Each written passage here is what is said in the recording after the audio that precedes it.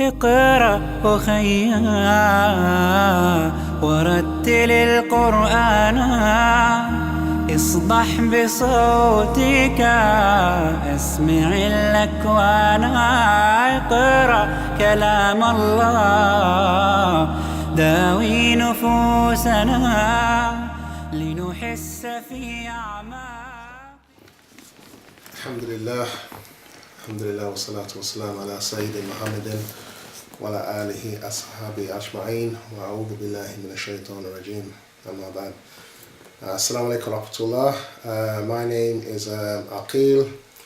I'm 42 years old.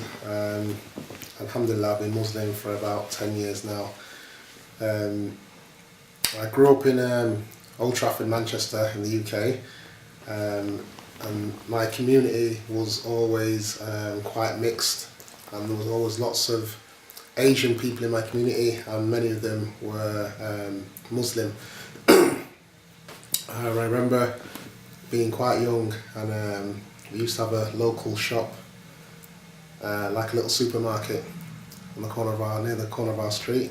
And one day we went to this supermarket, and it was closed, and there was all these people with hats on, all these men with dresses going into this place, and it was no longer the co-op. I asked my mum, what's going on? She said, don't worry, these are the Muslims. This is the masjid now. I said, Mum, I want to go inside. I said, no, you can't go inside. No. And I remember that all the doors where they were open at first, the curtains were closed, all the windows were closed, and I just wanted to go and have one look to see what went on in there. My heart was calling there. I had the concept that Islam was for Pakistanis, for Asians. And one of my friends who was Afro-Caribbean, he was a painter and decorator, and he was painting somebody's house. He was a Muslim, and this person began to tell him about Islam. And alhamdulillah, this brother, he embraced Islam, Brother Ibrahim, and news began to filter through the streets that that Brother Ibrahim, Brother Drak, as his name was, he was a DJ, had become Muslim.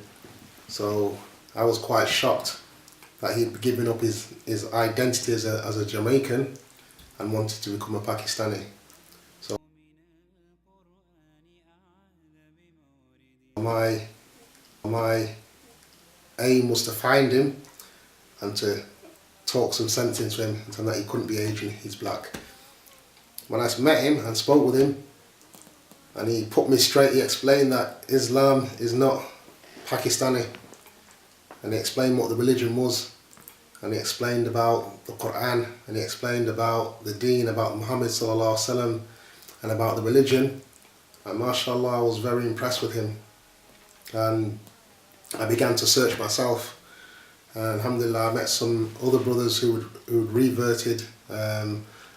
One of the brothers, he was a geologist, and he used to live in Singapore. I think he used to work on the oil rigs or something, and he had a very important job. And he used to have a big house with a chauffeur, limousine, swimming pool, all the luxuries you can think of. Mashallah, he embraced Islam out there, and he'd come back home to the UK, back to Manchester. And I was very curious as to why this guy left all that luxury behind. I've come back to rainy Manchester, Old Trafford, in the cold, but yet he was so happy. It's a happiness that it's a happiness that you can't hide. It's like sakina, you look into a person's eyes and you see that they are content. And this is when I really wanted to be a Muslim, because I seen this. And alhamdulillah, as I say, 10 years ago, I embraced Islam and I became a Muslim, alhamdulillah.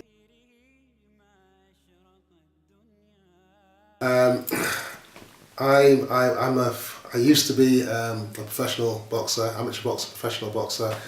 Then I branched off into youth and community work, and for the last 10-12 years I've been working in a community project, working with homeless young people in Manchester City Centre, helping them to find accommodation and to build self-esteem and to give them independence so that they can then become valuable citizens to this country, to this city. I'm currently self-employed, running my own sessions.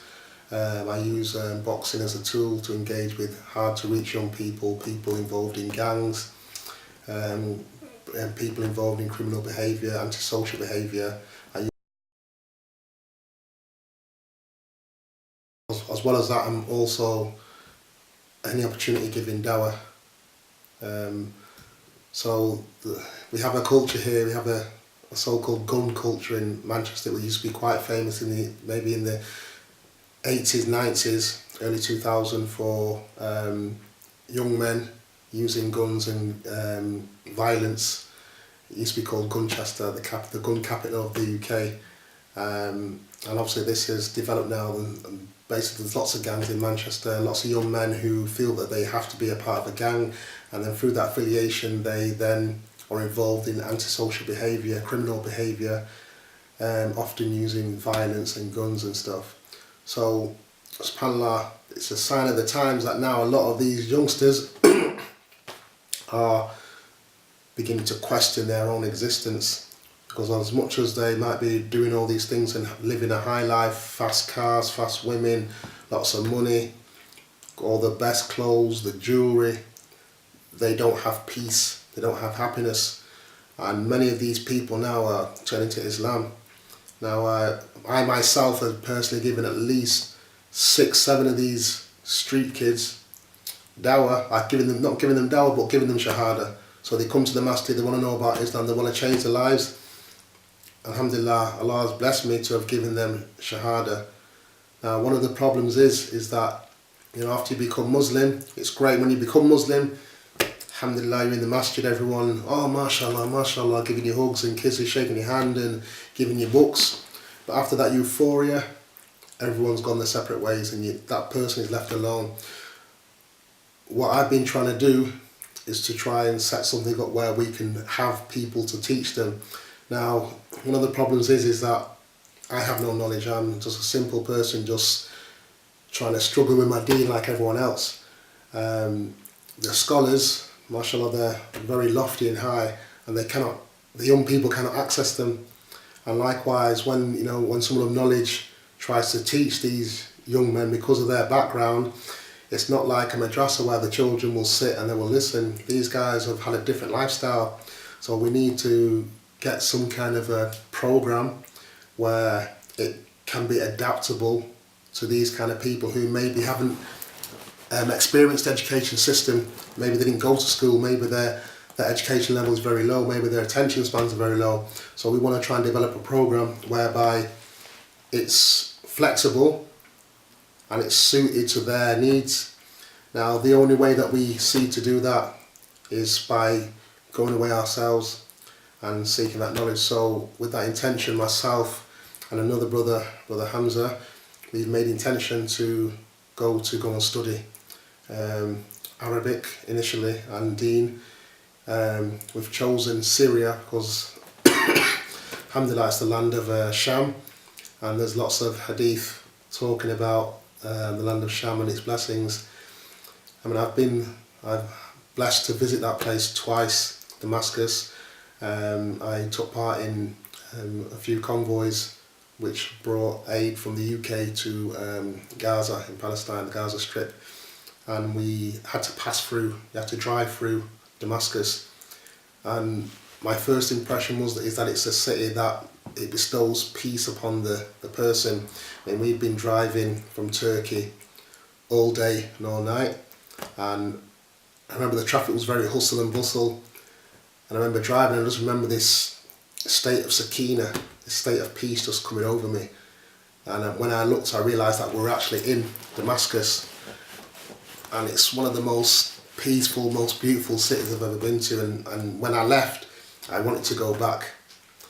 Alhamdulillah, the journey meant that we had to go back again. I think we went to Jordan, but our way was blocked there because the Egyptians wouldn't let us go by ship, so we had to go back to Syria.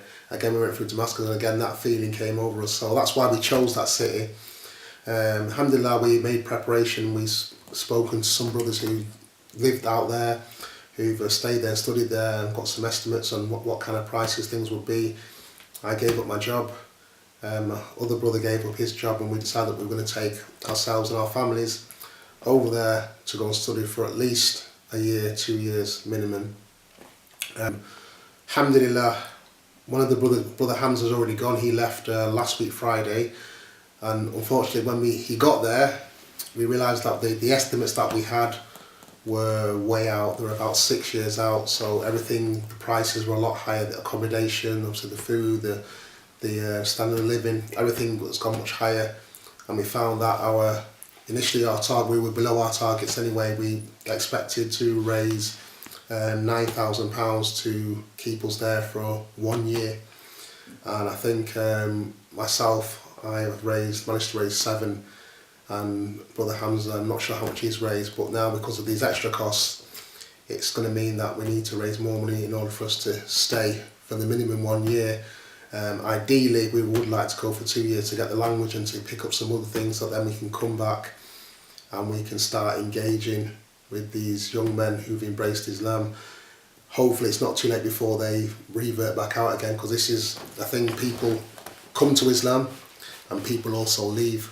So if there's nothing there to support these people, what's stopping them going back to the life that they used to have?